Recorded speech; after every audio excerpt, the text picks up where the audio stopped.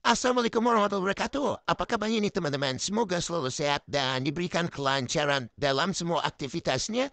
Balik lagi teman-teman, ini kita mau ngebahas terkait RUU perampasan aset yang memang masih mandat di DPR. Bahkan teman-teman ini Dewan Perwakilan Rakyat Republik Indonesia sempat menolak mentah-mentah usulan Menko Polhukam Mahfud MD saat itu untuk segera mengesahkan RUU perampasan aset. Nah, teman-teman, hari ini rupanya Pak Mahfud kembali muncul ke publik dengan menyebut sosok elit politik satu persatu disebut yang menolak RUU perampasan aset. Dan lebih mengejutkannya lagi teman-teman, ini adalah salah satu partai terbesar, partai yang memenangkan pemilu selama 2 periode sebelumnya. Dan teman-teman pasti sudah tahu partai merah yang berlambangkan banteng ini memang rupanya teman-teman adalah penolak utama RUU perampasan aset. Miris memang, karena Pak Jokowi dulu tuh kan masih kader merah. Tapi kenapa usulan kadernya sendiri yang saya yakin ini adalah sebuah sangat positif, tapi tidak didukung. Bahkan ini Ketua DPR saat itu, Ibu Puan Maharani yang sekarang juga kembali menjadi Ketua DPR RI, tidak merespon surat Presiden, permintaan langsung dari Presiden Joko Widodo untuk segera mulai pembahasan RUU perampasan aset dan hingga purna tugas teman-teman periode 2024 kemarin ya sebelumnya ini supas tersebut juga tidak kunjung dibacakan di khalayak publik. Nah hari ini teman-teman Pak Mahfud MD ini bakal membocorkan, membeberkan sosok-sosok ya memang sengaja ingin ROU ini kanbas ROU ini dihalang-halangi atau ya mungkin dibatalkan pembahasannya atau pengesahannya. Nah biar lebih lengkap teman-teman, siapa saja sih kita pasti penasaran sosok-sosok elit-elit politik yang bakal bikin Anda semua kaget. Ternyata sosok yang mungkin kita bangga-banggakan, yang kita lukan, kita idolakan, rupanya menolak pemberantasan korupsi, menolak RUU perampasan aset. Kita simak teman-teman video selengkapnya. Kalau bukan karena kolusi. Iya kan? Oke. Sidang kabinet itu hebat loh. Tim ahlinya banyak. Saya diundang tengah malam, Pak, besok rapat jam 9. Itu sebelum saya berangkat, di kantor sudah, ini Pak, mejanya. Bahannya, ini masalahnya, ini jalan keluar. Dari tim ahli yang pada begadang semua itu menteri, ya Prof ya? Semua menteri. Masa kalau ada kasus gitu, suruh selesaikan 2 minggu, nggak bisa dapat laporan? Oke. Artinya udah saling terikat dengan pihak itu ya Prof? Oleh sebab itu saya katakan leadership, orang leadershipnya baru ketemu di rapat-rapat kan, semua siapa nah, di balik meja kita nggak tahu. Kita nggak tahu setelah mereka satu sama lain. Pulang dari rapat kan. Iya. Prof, tapi ada juga pandangan bahwa ini kan semua banyak kasus korupsi. Dan kasus korupsi ini kalau ditarik adalah ada permainan di level birokrasi dan politisi gitu. Nah, ada satu yang belum kan sampai sekarang yaitu Undang-Undang Perampasan Aset sampai sekarang belum ditaikan gitu. Nah, sebagian netizen tuh menganggap bahwa ini adalah kuncinya nih. Karena dan itu kan belum gitu. Kalau misalkan nanti Undang-Undang Perampasan Aset ini disahkan DPR itu sejauh apa, Prof? Gini, kita bisa punya kemajuan nanti. Ya, biar runut ya. Ya. Undang-Undang Perampasan Aset itu RUU-nya sudah jadi tahun 2018. Oke. Ya, sebelum kabinet yang kedua. Pada waktu itu sudah jadi DPR dan pemerintah setuju, tinggal satu butir masalah. Kalau nanti aset itu dirampas, disimpan oleh siapa? Menteri Keuangan punya Dirjen Kekayaan Negara, Menkumham punya rubasan rumah barang rampasan, KPK Kejaksaan punya penyimpanan aset sitaan aset kan itu. Nah, ini berebutan waktu itu 2000 di tempat kami aja ditunda kan sehingga tidak disahkan sampai pemilu. Nah, ketika saya jadi menteri diingatkan oleh Pak Jokowi dulu ada undang-undang ini diteruskan. Jadi bukan 2025 Undang-Undang Perampasan Aset. Tahun 2019 awal saya sudah ngajukan lagi karena 18 itu macet dan sudah selesai. Nah, terus begini, yang kita ajukan ini yang disampaikan oleh Pak Jokowi. Yang kita ajukan 2, Pak Mahfud. Apa? Satu, undang-undang perampasan aset, karena itu perintah konvensi PBB tentang pemberantasan korupsi, kan harus ada perampasan aset itu. Yang kedua, pembatasan uang kartal. Ya kan? Saya ajukan kan semua. Prof Mahfud juga kenceng juga waktu itu Kenceng, di DPR. karena gini, orang korupsi waktu itu kan bawa koper Cash. cash. Nah sekarang setiap pemindahan uang itu harus lewat bank. Dari mana sumbernya, untuk siapa? Jadi terlacak semuanya. Terlacak semua. 2 ini diajukan RUU. Masuk prioritas utama tahun 2020 nih. 2020 prioritas utama. Sudah dibahas gitu, lalu saya ketemu dengan Ketua Balek, Menkum yang sekarang, Pak Andi Supratman Andi Aktas ya. Nah, dia datang. Pak Menteri, Pak Menko katanya, kita setuju 2 undang-undang, tapi bagi 2 ya gitu. Bagi 2 materi. Yang undang-undang perampasan aset diusulkan oleh pemerintah, yang pembatasan uang kartal itu biar DPR, inisiatif DPR. Materinya tetap setuju.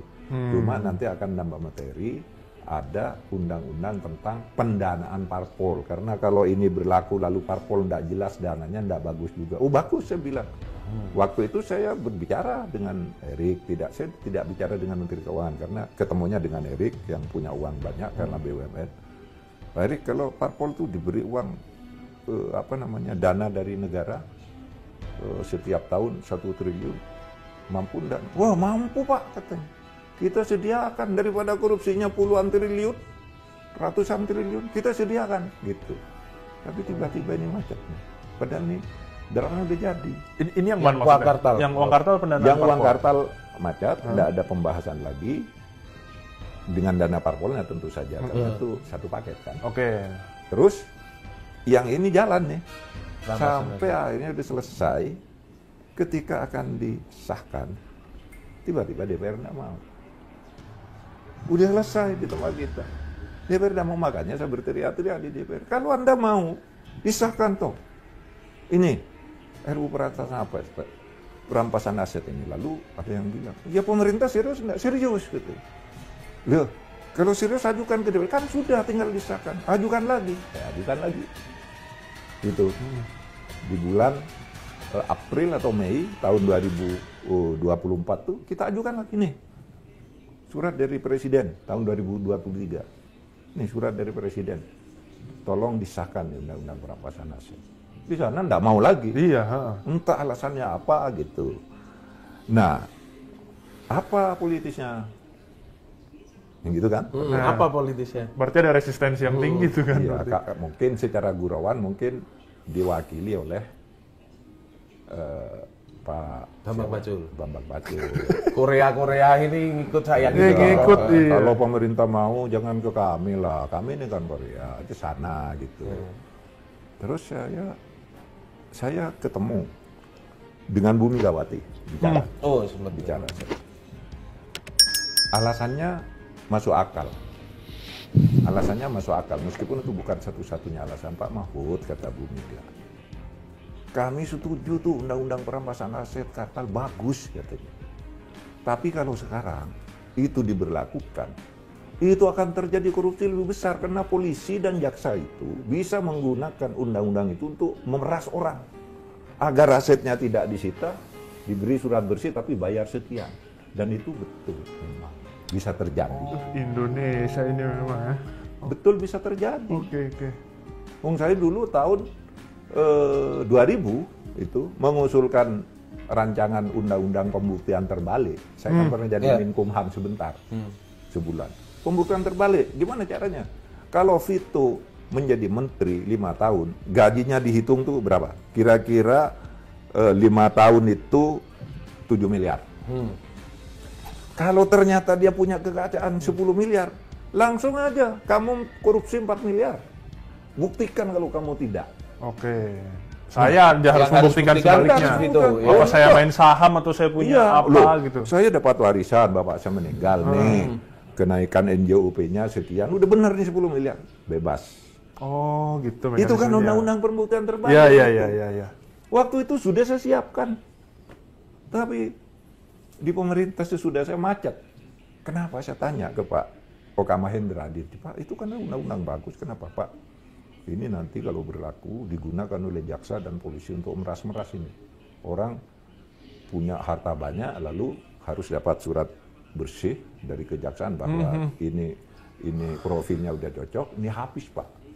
Kita belum siap gitu. Nah, saya sendiri alasan itu masuk akal kan? Alasan Bu Megawati masuk akal. Tapi tentu kalau kita mau sungguh-sungguh itu perlu dimulai. Ya dong polisinya. Ditata secara benar nih organisasinya polisi lalu pengorganisasinya bagaimana, saling pengawasannya gimana kan bisa dengan undang-undang perampasan aset itu. Saya karena katanya partai yang tidak setuju, saya bicara dengan Bu Mega. Bagus Pak Mahfud itu setuju saya, tapi polisinya dulu gitu. Bu Mega kan sangat Ini jadi kayak telur sama ayam Pak Mahfud ya, apakah kita bikin makanya harus ini mana dulu yang harus dibenerin nih? Iya, fakta gitu. Jadi mungkin kita harus paham juga ya perspektif orang bahwa apa yang kita anggap baik mungkin orang lain menganggap enggak, itu ada celahnya begitu gitu. Nah, ini namanya demokrasi. Nah, sekarang mungkin Pak Prabowo sudah menyadari itu. Iya kemarin. Ya memang susah sih kalau menunggu semuanya sempurna kan. Itu dia. Lalu dia mau katanya sih mau berlakukan undang-undang perampasan aset. Dia sempat menyampaikan itu ya. Kemarin di Hari Buruh kan. Hari Buruh. Mede.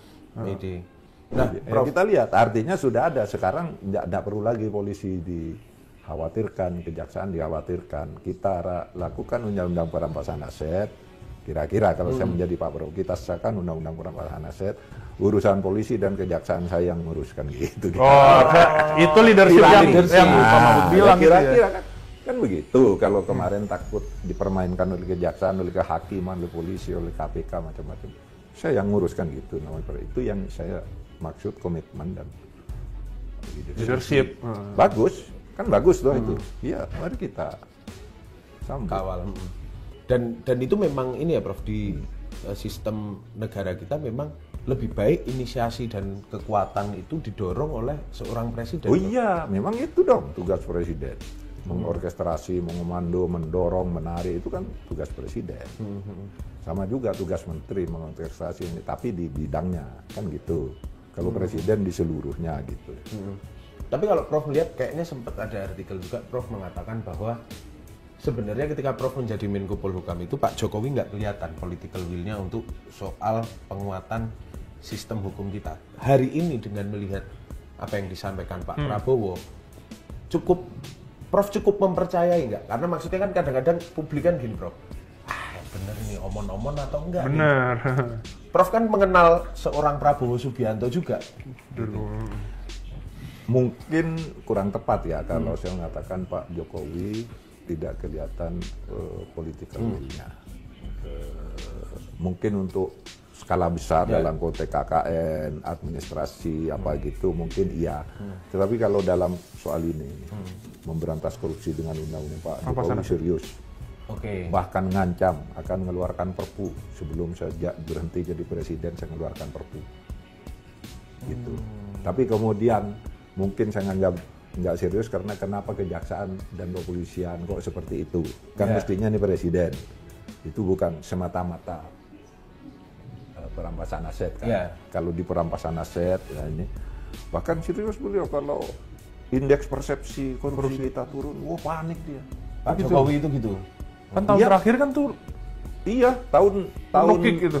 Gini, tahun 2023 bulan Februari tanggal 7 saya ingat itu kan ada pengumuman. Enggak, karena saya di Surabaya. Ada Harlah NU. Di Surabaya semua menteri hadir, Pak Jokowi hadir, saya hadir. Waktu itu meledak pengumuman. Indeks persepsi korupsi kita anjlok, korupsi terjadi di kantor pemerintah, di DPR, di mana disebutkan oleh ICW kali ya, apa tuh? TII. Saya di Surabaya. Sama Pak Jokowi pada berita-berita. Diajak pulang naik satu pesawat. Pak Jokowi ajak Pak Mahfud pulang naik saya satu kan pesawat. punya tiket sendiri, tapi bersama-sama kita rapat nanti. Itu kan bareng-bareng ya Prof di acara NU itu iya, kan bareng-bareng. Saya, lalu saya, Kapolri, siapa pokoknya pejabat-pejabat hukum diajak pulang, rapat langsung ke istana. Menyikapi ini korupsi makin parah. Maka ada tuh kalau Anda cari videonya. Ini indeks persepsi korupsi begini. Oleh sebab itu pemerintah minta sekali lagi ke DPR Undang-Undang Perampasan Aset dan Pembatasan Uang Kartal segera diundangkan. Itu Pak Jokowi.